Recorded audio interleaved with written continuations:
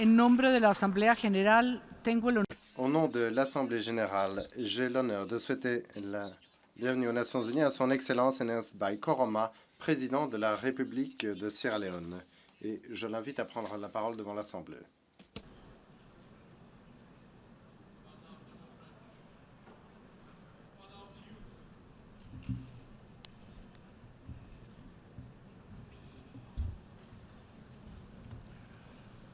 Mr. President,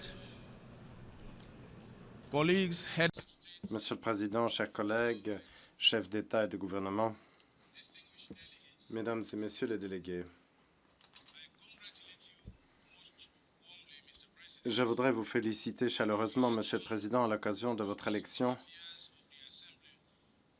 à la présidence de l'Assemblée au cours de cette 70e session, qui est une session historique. Je puis vous assurer de mon soutien personnel ainsi que du soutien de mon pays au cours de votre mandat. Permettez-moi également de saluer votre prédécesseur, son Excellence Sam Kutesa de la République d'Ouganda, pour la manière efficace avec laquelle il a présidé à la session précédente.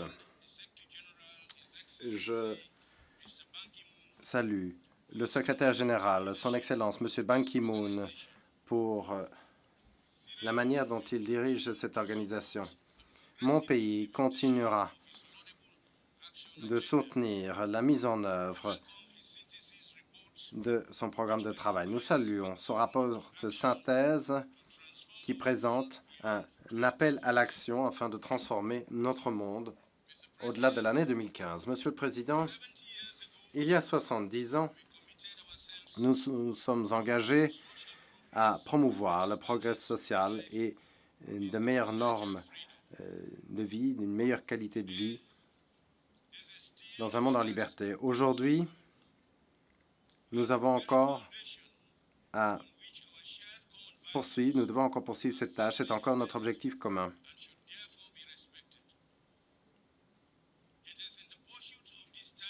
C'est dans le cadre de la réalisation de cette tâche et sur la base de valeurs partagées qu'il y a 15 ans, la déclaration du millénaire présentait une vision courageuse afin d'éradiquer la pauvreté extrême, afin de promouvoir l'égalité entre hommes et femmes et afin de garantir que les enfants partout dans le monde bénéficient d'une éducation de base. Ensemble, nous avons réalisé beaucoup de choses. Nous avons arraché des millions de personnes à la pauvreté. Nous avons permis à des millions d'enfants d'être scolarisés. Nous avons également surmonté beaucoup d'obstacles en matière d'autonomisation des femmes. Mais ces réalisations sont toujours en cours. Notre organisation change encore. Il reste encore beaucoup de défis à relever. Beaucoup de mesures doivent encore être prises au sein de notre organisation. Beaucoup de mesures doivent encore être prises sur le terrain où vivent les citoyens du monde. Ces différents éléments sont interconnectés. Sans changement au sein des structures de notre organisation mondiale, nos actions sur le terrain seront entravées par un manque d'appropriation, un manque d'inclusion et l'absence de réussite irréversible. C'est pourquoi nous vous saluons pour la pertinence de la thématique choisie pour cette session. Les Nations unies en 70 ans, un nouvel engagement à agir. Nous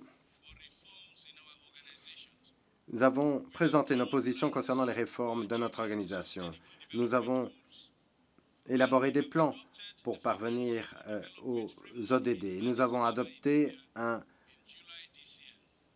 cadre pour le financement et le développement à Addis Abeba, en Éthiopie, au mois de juillet de cette année. Ce qu'il faut maintenant, ce sont des actions dans tous ces domaines pour réformer l'organisation, pour travailler sur le terrain lorsque cela n'est pas encore le cas, prendre des mesures afin de surmonter les défis et poursuivre nos activités pour pérenniser, approfondir et élargir nos réalisations. Les tâches inachevées des objectifs de développement du millénaire et les défis qui les accompagnent sont essentiels pour ce qui nous attend à l'avenir. Nous avons tiré des leçons très précieuses. Nous avons engrangé des progrès, c'est incontestable. Mais les défis auxquels nous sommes encore confrontés sont importants. Des millions d'enfants ne vont toujours pas à l'école. Des millions de personnes ne bénéficient toujours pas de soins de santé. Des millions de femmes sont opprimées. Des millions de personnes voient leurs droits piétinés dans des zones de guerre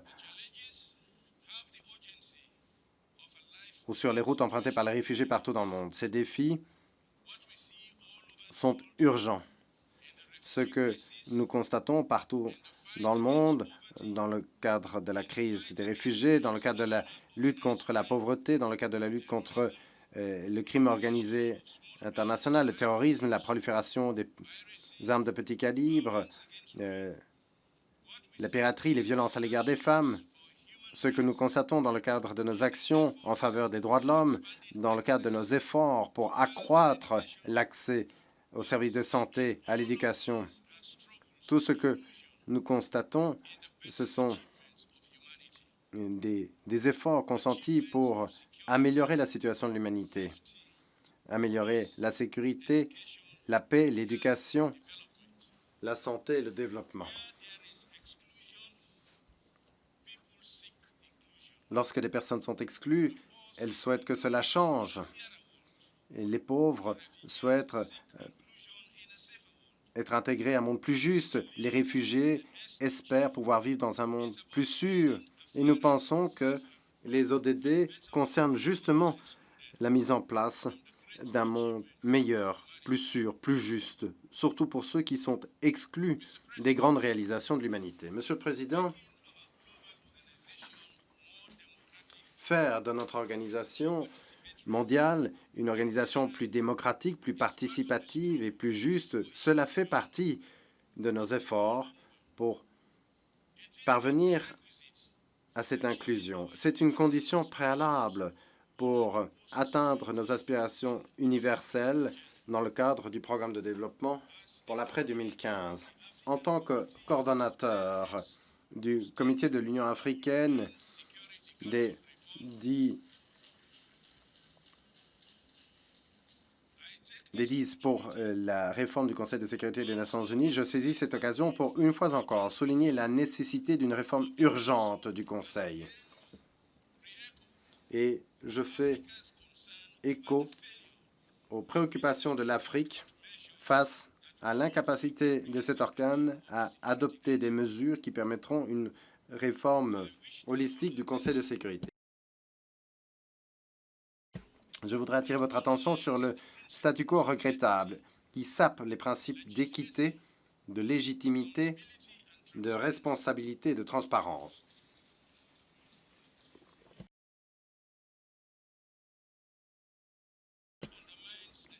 Cela sape également l'efficacité du Conseil de sécurité dans le cadre de ses efforts visant à garantir la paix et la sécurité internationale.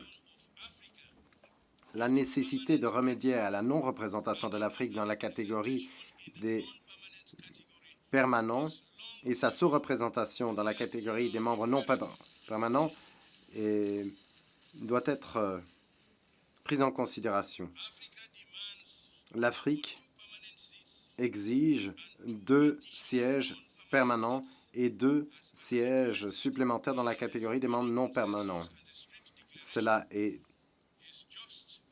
précisé clairement dans le consensus de Nzulwini ainsi que dans la déclaration de Sirte. Ce sont des demandes justes qui permettraient des Nations unies plus inclusives et plus justes. Je salue la décision récente de l'Assemblée générale de faire progresser le processus de négociation intergouvernementale et j'espère qu'il y aura un mécanisme qui permettra de dégager des consensus au cours de cette 70e session. Monsieur le Président, mon pays souhaite promouvoir l'inclusion dans la gouvernance, dans le développement. Nous sommes également favorables à la paix dans le monde. Nous continuerons de soutenir les initiatives qui permettent de diffuser la démocratie, la paix et la sécurité, en Afrique en particulier, mais dans le reste du monde également. La contribution de la Sierra Leone aux efforts de maintien de la paix des Nations unies démontre notre engagement indéfectible en faveur de la paix et de la stabilité mondiale. Nous saluons le rapport du groupe d'examen indépendant de haut niveau sur les opérations de maintien de la paix. Et nous sommes prêts à examiner des moyens supplémentaires afin d'accroître notre contribution aux efforts de maintien de la paix, afin d'améliorer les résultats des opérations de maintien de la paix des Nations unies. Je saisis cette occasion pour saluer tout spécialement les hommes et les femmes en uniforme, ainsi que le personnel civil qui continue de payer le prix ultime au service de l'humanité dans des environnements difficiles et dangereux partout dans le monde.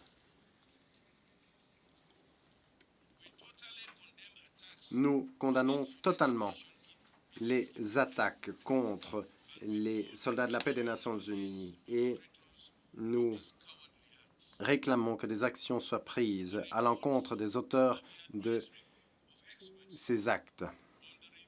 Le rapport du groupe consultatif d'experts sur l'examen de la structure de renforcement de la paix et ses recommandations représente un document utile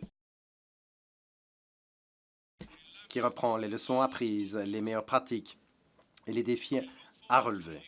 Nous sommes impatients de pouvoir avoir des échanges dans le cadre du processus intergouvernemental. Le Sierra Leone est d'ailleurs une des études de cas. Nous saluons également la mise sur pied collective du tribunal spécial résiduel pour la Sierra Leone afin de poursuivre les obligations légales du tribunal spécial initial. Étant donné le profil des personnes poursuivies par la Cour, il va de l'intérêt de la paix et de la sécurité internationale ainsi que de la justice de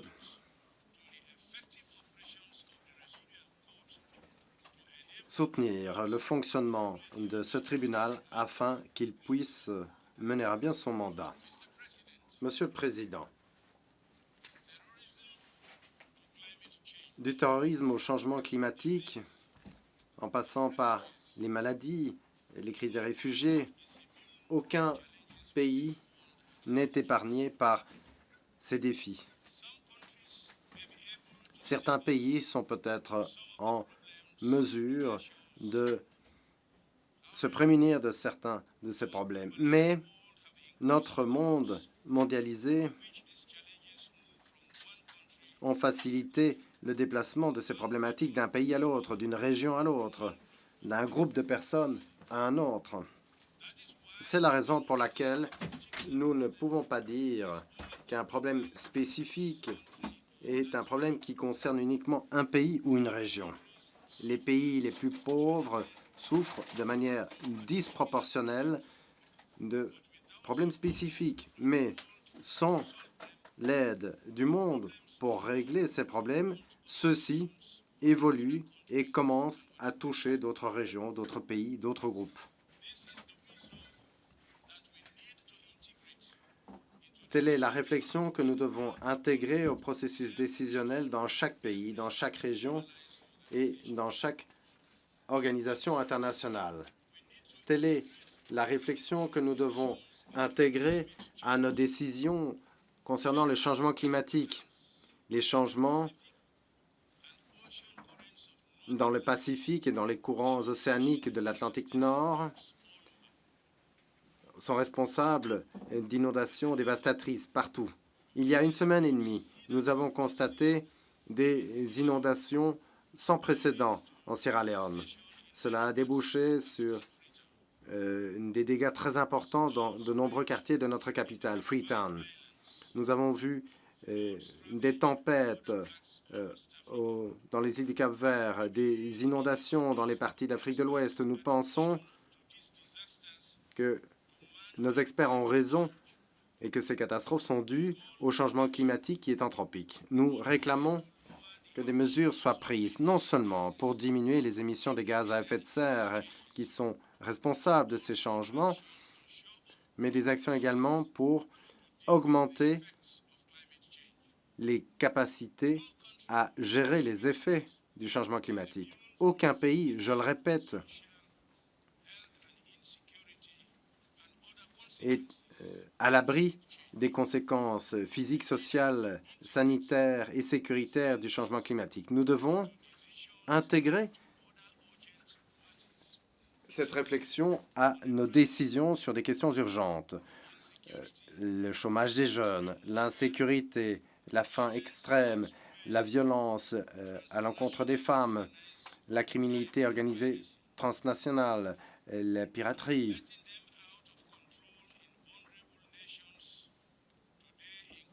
Permettre que ces problèmes échappent à tout contrôle dans les pays vulnérables aujourd'hui augmente la vulnérabilité de toutes les nations à l'avenir. L'Afrique a consenti des efforts afin d'accentuer les capacités du continent pour résoudre ces problèmes.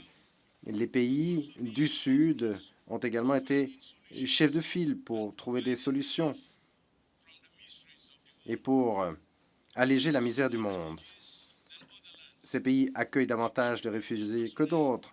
Ils contribuent davantage en personnel pour les missions de maintien de la paix. Il est impératif de garantir la solidarité mondiale et améliorer les capacités de notre région afin qu'elle soit mieux à même de gérer ces défis. Sans cette solidarité, ces défis traverseront les frontières, se joueront des contrôles d'immigration, passeront tous les obstacles. Et c'est pourquoi nous avons besoin de partenariats afin de renforcer les capacités nous permettant à faire face à ces défis. Notre voix d'État fragile dans le G7+, est un appel à l'appropriation par les pays et à la mise en œuvre par les pays des ODD. Monsieur le Président, depuis 2012, mon pays a conçu son cadre de développement sur la base du programme de développement durable à l'horizon 2030. Notre vision pour un développement socio-économique tel que repris dans le document stratégique de mon pays contre la pauvreté a été lancée en 2013. C'est en fait la feuille de route de la Sierra Leone qui correspond totalement au programme de développement pour l'après 2015. Ce programme pour la prospérité vise à garantir un avenir durable pour toute notre population. Il démontre notre engagement indéfectible afin de mettre la Sierra Leone sur la voie de la résilience et de la durabilité. Pour ce faire, nous avons déjà enregistré des progrès significatifs. Nous avons consolidé notre gouvernance politique et économique. Nous avons amélioré nos indicateurs sociaux. Mon gouvernement a continué de mettre l'accent sur la protection des droits fondamentaux de notre population.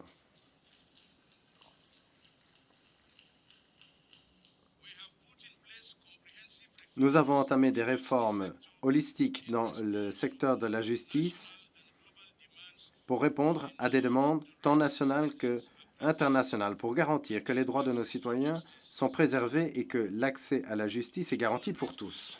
La Commission des droits de l'homme de la Sierra Leone collabore étroitement avec le gouvernement pour mettre sur pied une culture des droits de l'homme et pour garantir que le gouvernement ratifie différents traités internationaux, différents protocoles internationaux et s'acquitte de ses obligations en matière de rapport. Nous avons entrepris des réformes spécifiques afin d'améliorer le climat national des investissements. Mon gouvernement a défini plusieurs domaines prioritaires, notamment le développement des infrastructures, l'agriculture, une amélioration de l'accès à l'éducation, aux soins de santé, l'emploi des jeunes, l'autonomisation des femmes, des services publics efficaces et efficients, ainsi qu'une intégration sociale et politique des personnes handicapées.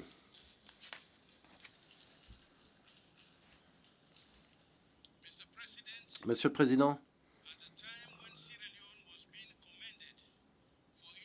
alors que la Sierra Leone était félicitée pour ses progrès remarquables en matière de paix et de stabilité, mais également en matière de croissance économique, nous avons été frappés par une crise sans précédent, la crise du virus Ebola. La maladie Ebola a eu un prix très élevé pour le tissu socio-économique de mon pays. Mais avec le soutien de nos amis internationaux, nous avons réagi. Aujourd'hui, nous avons presque vaincu ce virus. Nous n'avons enregistré aucun nouveau cas depuis plusieurs jours au cours de ce mois de septembre.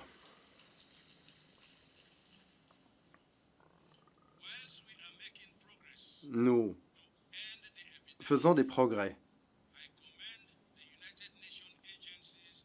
Mais je voudrais saluer les agences des Nations unies ainsi que la communauté internationale pour leur soutien dans nos efforts afin de mettre fin à cette épidémie.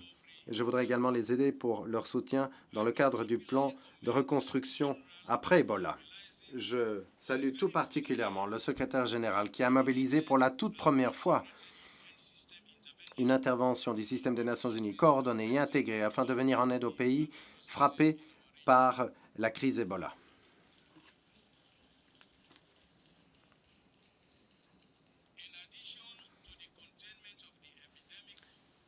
Nous avons contenu l'épidémie, mais en plus de ça, l'intervention des Nations unies et de nos partenaires a permis d'améliorer notre niveau de préparation face à de telles crises à venir. C'est un modèle utile qui peut être appliqué à d'autres pandémies.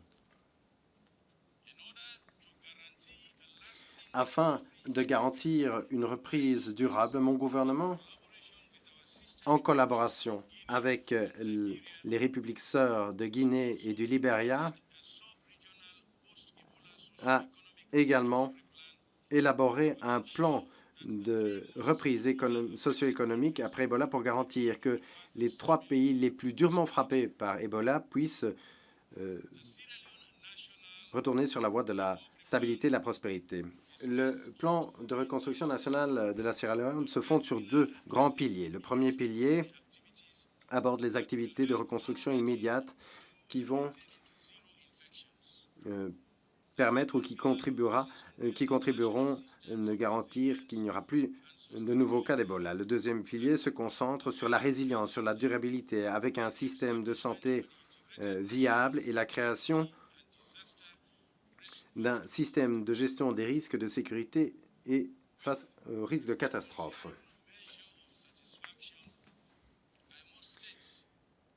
Je suis très heureux de dire ici que l'engagement dont la communauté internationale a fait preuve dans le cadre des plans de reconstruction après Ebola a été très encourageant. Et au nom du gouvernement et du peuple de la Sierra Leone, permettez-moi, Monsieur le Président, une fois encore, de saluer ici nos partenaires du développement pour leur engagement indéfectible à soutenir les aspirations de la Sierra Leone en matière de développement. Mon pays est tout à fait prêt à continuer de travailler avec la communauté internationale pour revenir à sa situation de développement avant la crise Ebola. Nous sommes impatients de renforcer nos partenariats pour permettre une mise en œuvre efficace de nos plans de reconstruction après Ebola, tant au niveau national qu'au niveau sous-régional. Monsieur le Président, en guise de conclusion, alors que notre organisation fête son 70e anniversaire cette année, il est important de réfléchir à la charte qui réaffirme la foi dans les droits humains fondamentaux, dans la dignité de la personne humaine et dans les droits égaux des hommes et des femmes et des nations, qu'elles soient grandes ou petites.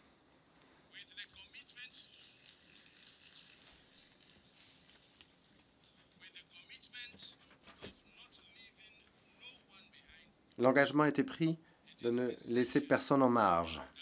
Et c'est pourquoi il est essentiel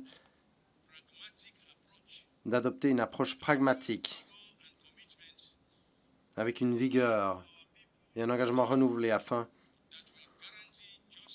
de permettre un avenir pour nos populations, un avenir qui garantira justice, paix durable, sécurité durable, une redevabilité renforcée, une gouvernance démocratique, des possibilités d'emploi, une distribution transparente et équitable de la richesse, un environnement sûr et durable, des soins de santé améliorés et une éducation pertinente. Il est également important que les conflits cessent partout dans le monde si nous voulons atteindre les objectifs du développement durable, étant donné qu'il ne peut y avoir de développement sans paix. Ensemble, de manière déterminée, soyons à la hauteur du défi et agissons pour créer un monde plus juste, plus sûr et un monde meilleur. Je vous remercie.